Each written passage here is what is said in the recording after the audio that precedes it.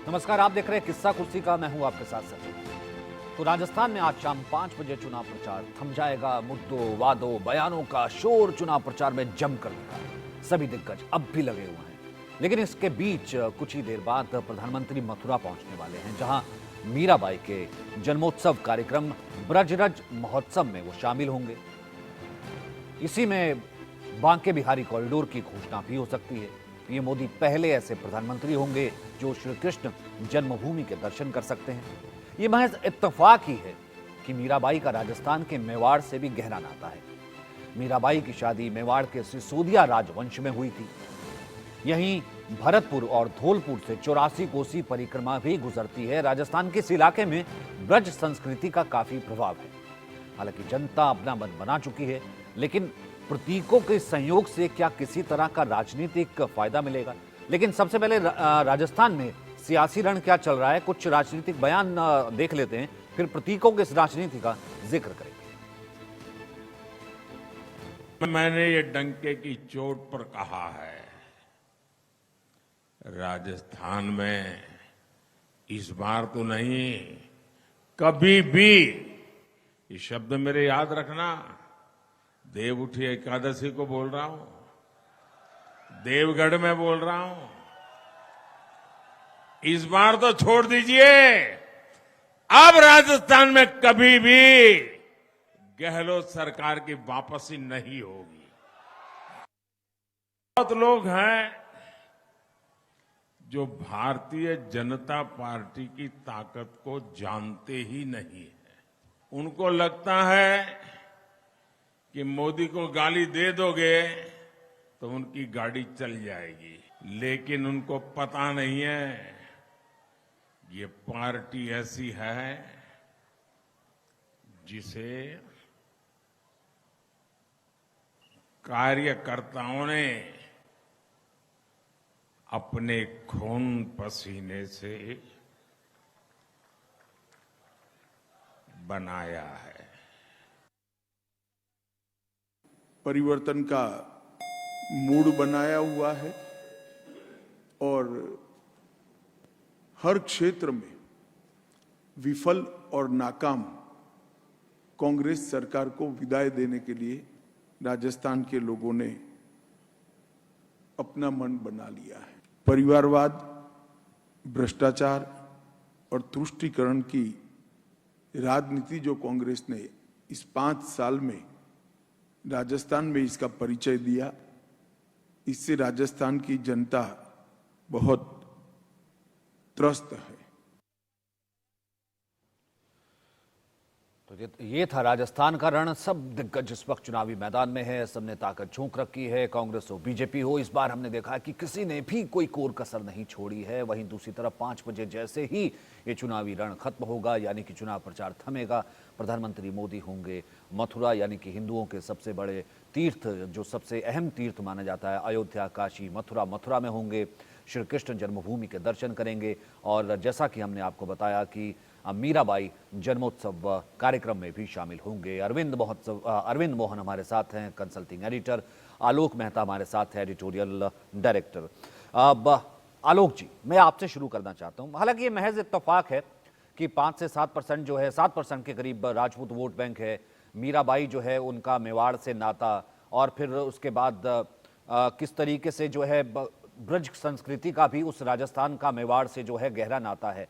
ये गलत चीज है, एक इत्तेफाक है, लेकिन एक इंपैक्ट तो पड़ता होगा ना। एक चीज तो लोग इसे देखते होंगे ना। मैं आपके नजरिए से देखना चाहता हूं कि आज से पहले भाई इतने साल की राजनीति में अयोध्या हमने देखा कि मंदिर बन रहा है कि जनवरी में किस तरीके से दर्शन शुरू हो जाएंगे।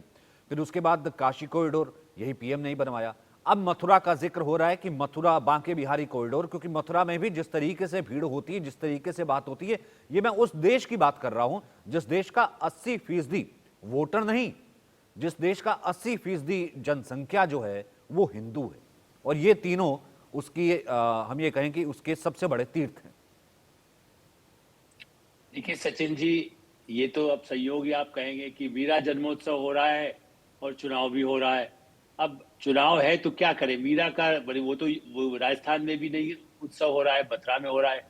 और नाथद्वारा आप भी गए होंगे, अपने और भी मित्र दर्शक तो लाखों लोग वहां जाते हैं। हम भी कई बार जा चुके हैं। तो नाथद द्वारा कृष्ण का एक बड़ा पवित्र मंदिर जिसको बहुत ही ज्यादा माना भी जाता है, मेवाड़ जिसके साथ मीराबाई का नाम जुड़ा है। तो अब ये यदि आयोजन होते हैं या दिवाली पर राम मंदिर में दीपक प्रज्वलन होता है, आप कहें चुनाव हो रहा है इसलिए दिवाली पर उसका वो होगा, बाद में जनवरी में यदि मंदिर का उद्घाटन होगा तो आप कहेंगे देखिए ये हो रहा है, चुनाव आने वाले 2 महीने बाद। तो मुझे लगता है चुनाव चलते रहे और भारत की संस्कृति को लेकर जो प्रयास प्रधानमंत्री नरेंद्र मोदी और अमित शाह और उनकी पार्टी कर रही है वो उसके, अच्छा हम ये भी नहीं कहते वो चुनाव है इसलिए कर रहे हैं, क्योंकि आप और हम जानते हैं द्वारका, कृष्ण कहाँ गए थे? द्वारका, और द्वारका को एक पूरा नया रूप देकर के मोदी यहाँ तक पहुंचे हैं। तो ये सही है कि राजनीति भी, और आज भी अभी आपने जो बाइट चलाई, जो उनका भाषण का अंश सुनाया, वो इसी बात का था कि हमारे वर्कर की ताकत नहीं जानते हैं। और इसलिए मैं तो ये मानता हूं कि कृष्ण का भक्त हो, राम का भक्त हो, और ऐसा नहीं है हिंदू बहुसंघ में, आपसे फिर कहूंगा अजमेर में या जयपुर में या उदयपुर में, जहां मैं तो लोगों से मिलता रहा हूं वर्षों से, मतलब कराची कई चुनाव मैंने देखे हैं, और वहां के अल्पसंख्यक भी उस तरह के नहीं है कि वो मुस्लिम है तो इसलिए वो उनका नहीं है। कृष्ण को तो रसखान से लेकर के जितने कई हमारे जो बड़े बड़े शायर भी हुए होंगे, कृष्ण को तो उस तरह से माना जाता है। और मीरा को तो कभी उस तरह से माना जाता है कि उनके हर गीत सुनाए जाते हैं। आप यदि बड़े कांग्रेस के नेता करण सिंह से कहेंगे तो वो मीरा का भजन आपको अच्छा सुना देंगे। कल परसों कार्यक्रम में उन्होंने डोंगरी में भजन सुनाया। तो मेरा ये कहना है कि ये जो बातें हैं इसको, लेकिन हाँ चुनाव की बात जरूर करना चाहिए। जो प्रधानमंत्री ने कहा मैं उसका एक ध्यान ना सचिन जी, चूंकि हम लोग लगातार चुनाव पर चर्चा कर रहे हैं, मध्य प्रदेश में चुनाव वाले दिन 40 लाख कार्यकर्ता, मैंने मेरे लिए भी खबर थी ये, जब मुझे कल मालूम हुआ है जानकारी, 2 लाख लोगों को सुबह 6 बजे उठाया गया। वो इतने लोगों को फोन करेंगे, इतने से संपर्क करेंगे, उसमें से इतने लोग, 40 लाख कार्यकर्ता यदि 5 घर में भी गया होगा तो आप अंदाज लगाइए कितने लोग हो गए होंगे। तो ये जो क्षमता है राजस्थान में भी, मुझे लगता है कि चूंकि जो संगठन के लोग हैं और मोदी और अमित शाह, अशोक गहलोत को भी क्रेडिट देता, वो भी वर्कर के तरह से आए थे। बिल्कुल लेकिन बिल्कुल। बहुत जल्दी सांसद 19, क्योंकि मैं उनको भी जानता हूं और मैं कहता हूं जो कांग्रेस में भी कार्यकर्ता रहा होगा, एक युग था कांग्रेस में, मैं इसमें इनकार नहीं करता, लेकिन अब 5 स्टार युग है। आप यदि राहुल गांधी से, मैं जानता हूं कुछ लोग मध्य प्रदेश राजस्थान का मिलकर कहते हैं अच्छा वहां का बजट ले आना। अरे भाई आप उस समस्या यदि है, वहां उनकी सरकार है, तब भी उस सरकार के बारे में कहने में वो कहेंगे गजट ले आना जरा, उनकी जब केंद्र में सरकार थी तब की बात बता रहा हूं। तो उस दृष्टि से कार्यकर्ताओं का महत्व दोनों पार्टियों के लिए है। मैं नहीं जानता, अशोक गहलोत तो मुख्यमंत्री बनने बाद वो 3 बार मुख्यमंत्री बन चुके हैं, 4 बार, मतलब उस तरह से उनको बराबर वो कोशिश करते रहते हैं। और इस दृष्टि से उनके पास अब वर्कर, चूंकि संगठन में तो झगड़ा है, दोनों मुख्यमंत्री और सचिन पायलट दोनों को तो हाई कमांड ही घायल करता रहता है। अशोक गहलोत को हटाएंगे, सचिन पायलट को सुनेंगे नहीं, उसके असंतुष्टों को क्या उनके साथ जो गए थे उनको निकाल दें, इस दबाव में पार्टी जी है। और इसलिए मुझे ऐसा लगता है कि ये जो स्थितियां हैं ये उस दृष्टि से ठीक नहीं है जिससे कि जिसको हम ये कह सके कि इनका कुछ फायदा हो सकता है। ठीक है अरविंद जी, मैं वापस उसी पर लौटता हूं कि इन प्रतीकों का, अब मैं प्रतीकों की राजनीति नहीं कहता, इन प्रतीकों का किसी तरीके का इम्पैक्ट पड़ता है? क्योंकि एक वोटर वो, या फिर यूं कहें कि एक हिंदू आदमी दिनचर्या से होता है, लेकिन उसे ये भी तो दिखता है कि यहाँ पर अभी तक जो राजनीति हुई है, कहना कि एक अपीसमेंट की राजनीति, या हिंदू कहना अपमान, या तमाम वो चीज़ों से लेकर के अब आप जाते हैं, अब बांके बिहारी कॉरिडोर की बात भी होती है, अब उसकी सुविधा की बात भी होती है, अब भक्तजन अच्छे से दर्शन कर सके, काशी कॉरिडोर बन ही गया, अयोध्या में दर्शन शुरू होने वाली है। मैं प्रतीकों की बात कर रहा हूँ। अब जब प्रतीकों की बात होती है, प्रतीक क्या कंसोलिडेट करते हैं और इसका इम्पैक्ट क्या आप राजस्थान में पड़ता देख रहे हैं? क्या होगा ये कहना थोड़ा मुश्किल है, लेकिन मुझे लगता है कि ये चुनाव के लिए ही हो रहा है। और हमने देखा है कि जिस दिन मध्य प्रदेश में चुनाव हुआ उस दिन प्रधानमंत्री बिरसा मुंडा के यहाँ थे, रांची में। पर ये तो महज इत्तेफाक हुआ ना सर, आज भी और उस दिन भी।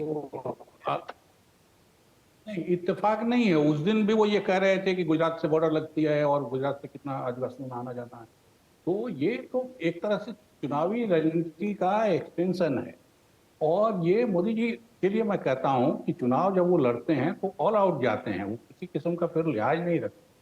और कई बार वो जो सामान्य मर्यादाएं दिखती रही हैं अब तक, उनको लांघते हैं। अब जैसे प्रधानमंत्री होके वो जिस तरह के चार्ज लगाते हैं, तो ये सवाल उन पे भी आता है कि फिर आप क्या कर रहे हैं? 10 साल से आपका राज है और आप कहिए कि मुल्क में एंटी नेशनल गतिविधियां चलती रही और कोई राज्य सरकार या कोई चीफ मिनिस्टर या कोई पार्टी उसको सपोर्ट करती रही है, तो फिर प्रधानमंत्री की जिम्मेवारी कहीं थी कि नहीं थी? 3100 रुपये आप गेहूं का धान का देंगे छत्तीसगढ़ में और एमएसपी 2200 देंगे, तो एक प्रधानमंत्री ये कैसे बोल सकता है? लेकिन वो कर रहे हैं बड़े मजे से, और बड़े मजे से फिर वो किसान हितैषी भी बने हुए हैं। और जब किसानों को एमएसपी देने की बात आती है तो उस समय केंद्र सरकार हाथ भी खड़े कर लेती है। तो अपनी राजनीति में वो कहीं कुछ छोड़ते नहीं है। और मैं ये मानता हूं कि चुनाव लड़ने का ये बिल्कुल नया तरीका है, और ये तरीका नरेंद्र मोदी और अमित शाह ने डेवलप किया है। अब तक इस किस्म का चुनाव हमने देखा नहीं था।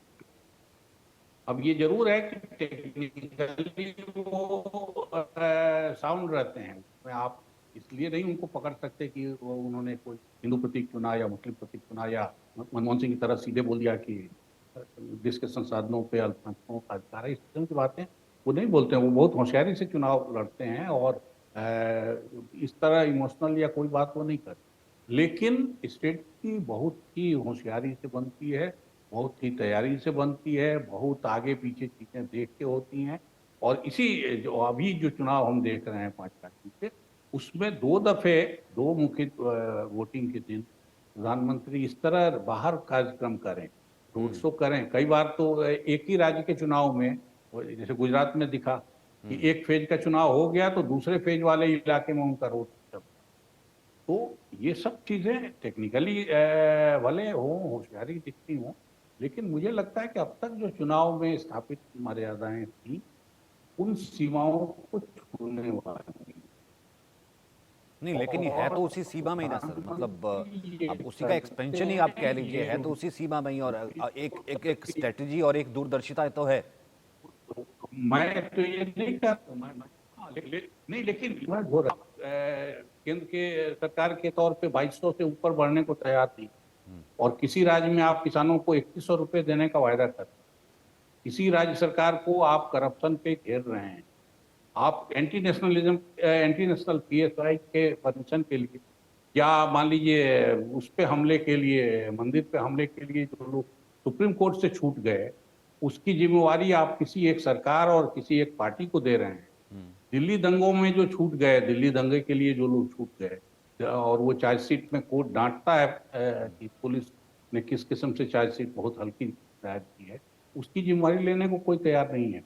तो ये सब कंट्राडिक्शन तो निकलेंगे ही, और निकल रहे हैं।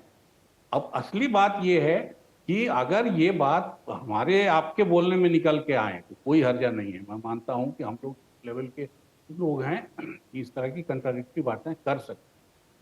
नहीं, लेकिन मुल्क का प्रधानमंत्री अगर इस तरह की बात करता, तो वो जो मर्यादा तोड़ने की बात हम कर रहे हैं या सीमा पे आने की बात कर रहे हैं, वो चीजें वहां पहुंच रही हैं, और वो मेरे हिसाब से अच्छी नहीं।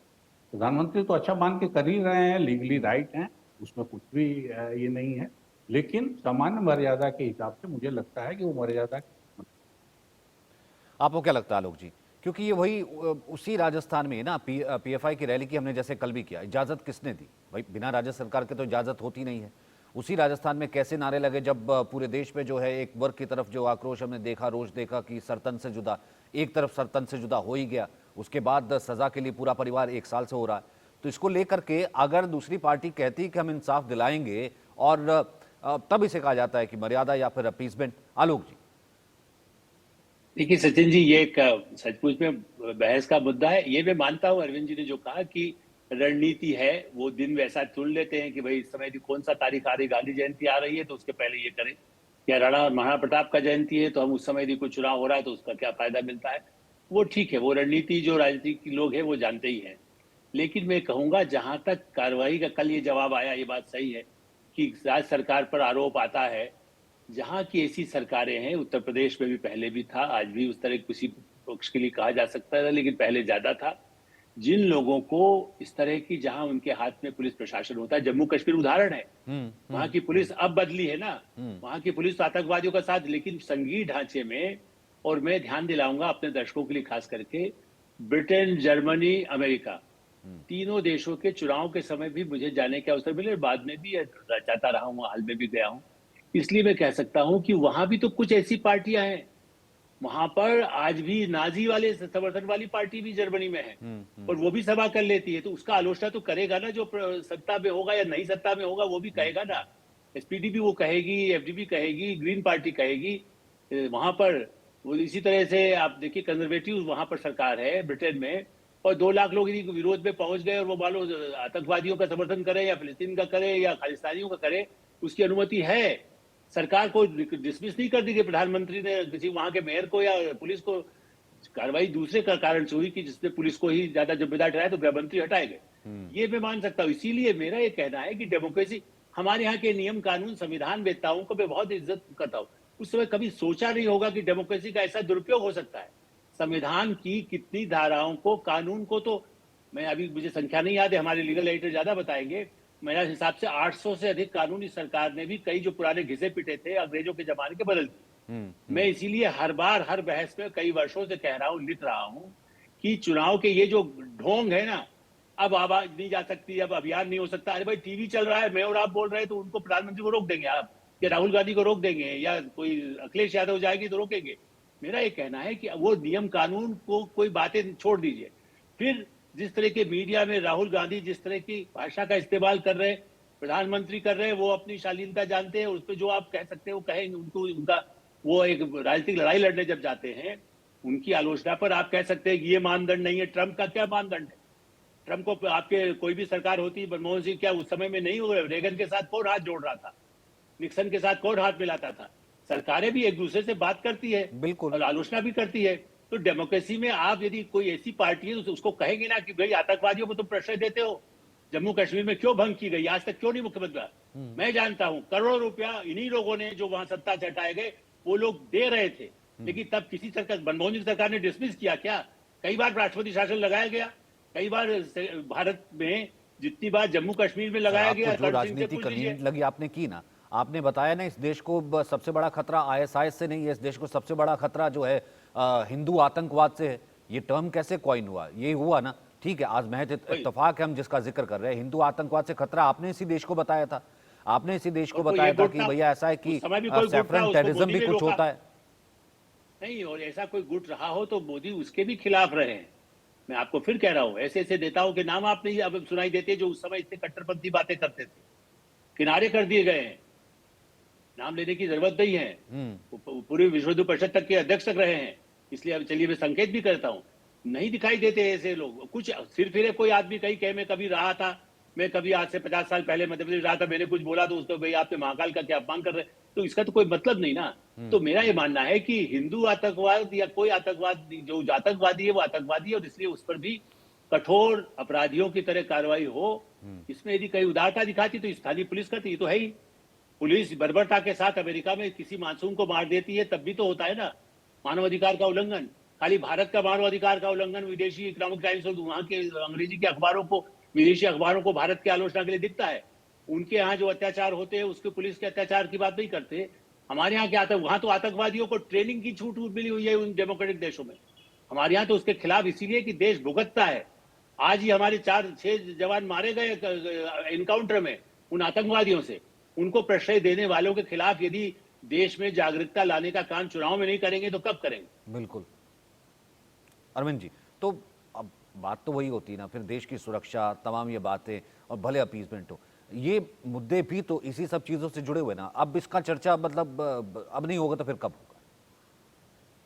ठीक है, प्रधानमंत्री मान लीजिए किशन लाल की चिंता उनको है, लेकिन गौरक्षकों ने खींच खींच के जिस तरह से मार दिया 2 मुसलमानों को, और इस राजस्थान में, और सर वो तो पोर्ट्रे किया गया ना, मतलब वो अगर वो हो रहा था, वो कह रहे कि गौरक्षक नहीं पोर्ट्रे नहीं किया, वो मरना नहीं सर, वो कह रहे पोर्ट्रे थोड़ी किया गया, जो मरा है वो नकली थोड़ी मरा। नहीं, इस तरह की घटनाएं तो सर फिर उत्तर प्रदेश में भी सर इस तरह की नकली घटनाएं तो थोड़े उत्तर मर प्रदेश यार में भी जो है नकली थोड़ी जो मार खाया, जो जान जिसकी गई, वो नाटक थोड़ी कर रहा था। वो तो रियल था, और उसका तो उसके दोषी तो पकड़े जाने चाहिए, और कम से कम मुल्क के प्रधानमंत्री को उसका भी जिक्र करना चाहिए।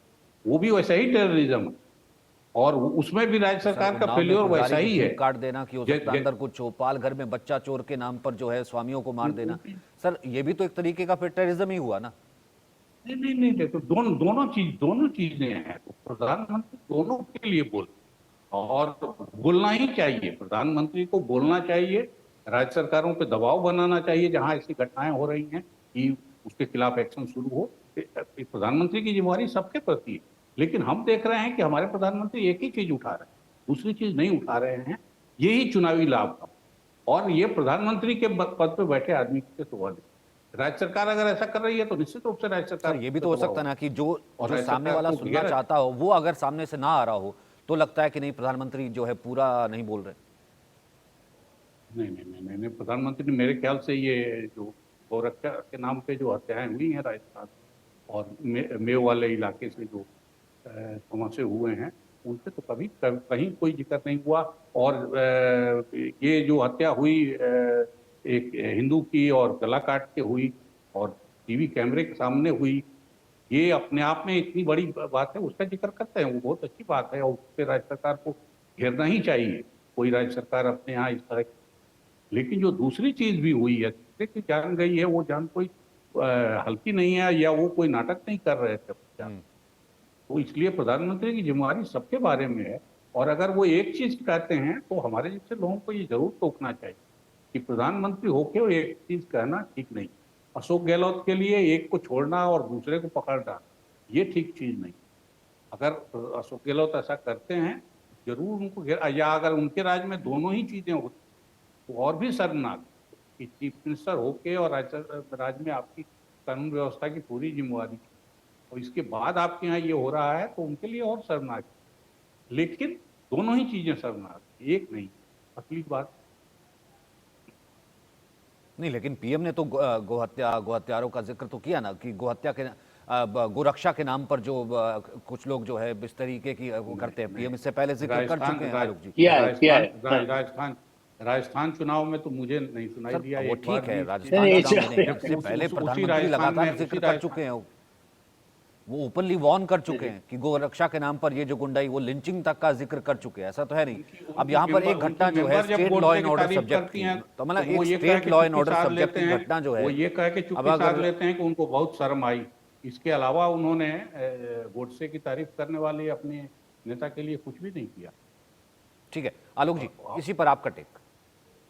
देखिए, ये जो कह रहे हैं, मैं जैसे आपने याद दिलाया, प्रधानमंत्री नरेंद्र मोदी जिस अवसर पर कह रहा था, वो जिन लोगों ने उस तरह के अपराध किए, चाहे वो मुस्लिम लोग हों, चाहे वो गलती से हुआ या जानबूझ के हुआ या षड्यंत्र पूर्वक हुआ, उन्होंने नहीं बल्कि राष्ट्रीय स्वयंसेवक संघ के प्रमुख मोहन भागवत जी ने भी ओपनली कहा कि गाय के नाम पर ऐसा नहीं होना चाहिए, या मंदिर के नाम पे हर जगह अवैध मंदिर नहीं बनाए जाने चाहिए। ऐसा नहीं हो सकता है कि आप मंदिर का नाम लेके कहीं भी मंदिर करने शुरू कर दो। तो देखिए, जो सेंसिबल नेतृत्व होता है, अब यहाँ ये ठीक है, वो अपना कोई हिंदू कहने में हिंदुत्व के आधार पर, या राम मंदिर, काशी मथुरा, अभी मथुरा की भी हम जो भी बात कर रहे थे, अयोध्या काशी मथुरा तो पूरा जिसके लिए जीवन भर मैंने, जब मोदी जी 14 साल के होंगे तब से शुरू किया है, और आज भी वो यदि काशी मथुरा वृंदावन मैंने जाते हैं तो अयोध्या जाते हैं, तो उस पर हमें आपको आश्चर्य नहीं करना चाहिए, क्योंकि वो उसी, और पार्टी भी उसके आधार पर कि हाँ, हम उनके सबकी संरक्षण की हमारी जिम्मेदारी है। और मैं इसलिए याद दिलाऊंगा, कांग्रेस की सरकार में मध्य प्रदेश में जिस तरह से, जिसको कह सकते हैं वो भी अफीम का बेल्ट है, मंदसौर वाला इलाका, उसके ऐसे ऐसे जो तस्कर थे या जो इस तरह के अपराधी थे जो देश के और हिस्सों में नहीं वो कर सकते हैं, उसके जरिए कैसे, क्योंकि अल्पसंख्यक उनमें से समुदाय के लोग भी वहां हैं, और उनको कैसे प्रश्रय मिला, उनकी वजह से कितनी वहां, मैं उसी इलाके में जन्मा हूं, बड़ा हुआ हूं, वहां कभी ऐसा होता नहीं था। लेकिन जब उन लोगों को आगे बढ़ाया गया था, वहां भी उस तरह की जो पीएफआई जैसी संस्थाओं को बढ़ाया गया, बाद में उन पर भी प्रतिबंध हुआ बाहर के दूसरे प्रदेशों में। लेकिन उनकी गतिविधियां जिन सालों में बढ़ी, जो कांग्रेस की राज थी, खास करके दिग्विजय सिंह के राज में, और उसके पहले भी कुछ ऐसे मैं नेताओं को जानता हूं जिन्होंने बाकायदा ऐसे माफिया को जो पाकिस्तान है, अफगानिस्तान में जिस तरह के सक्रिय है तत्व, वैसे ही तत्व अफीम के इस बेल्ट में, राजस्थान भी उसमें पड़ता है। वो लगा हुआ बॉर्डर है मंदसौर, नीमच और राजस्थान, आज जहां चुनाव होने वाले हैं। इसलिए ऐसे लोगों को प्रश्रय देने की जो पहले प्रयास हुए, वो आज राक्षस बड़े बन गए और वो देश में हर जगह इस तरह की हरकतें करते हैं। कोई चाहे वो हिंदू हो मुस्लिम हो, कोई जो उनका उपयोग करते हैं, उनमें ट्रक जाहिर सी बात है, और लेकिन दूसरा ये राज्य सरकार का विषय है। देखिए, बार बार गृह मंत्री का काम है, हर बार प्रधानमंत्री क्यों नहीं बोला? भाई ठीक है, टोनी ब्लेयर या आज सुनो कुछ बोलते हैं, वो उनका छोटा देश है, हमारे से एक प्रदेश के बराबर उनका देश तभी है। तो हम कहते हैं ना उनका आलोक काम सर की यही है। जनता बहुत समझदार है, वो सब चीज देखती है और वो जानती भी है, और वो इन प्रतीकों को भी देखती है और वो इन राजनीति को भी देखती है और वो पीएम की जवाबदेही को भी देखती है और वो सीएम और जो बाकी लोगों की जवाबदेही भी देखती है कि किस तरीके से कौन सी चीज, और वो उत्तर प्रदेश को भी देख चुकी है किस तरीके का माफिया राज, और वो आज के उत्तर प्रदेश को भी देखती है। वो अपनी राजनीति की दुकानें या नजरिए अलग हो सकते हैं, लेकिन ये जो चीजें हैं उसका इम्पैक्ट एक अलग होता है। आपने बिल्कुल ठीक कहा, क्योंकि ये सब राजनीति से जुड़ा है।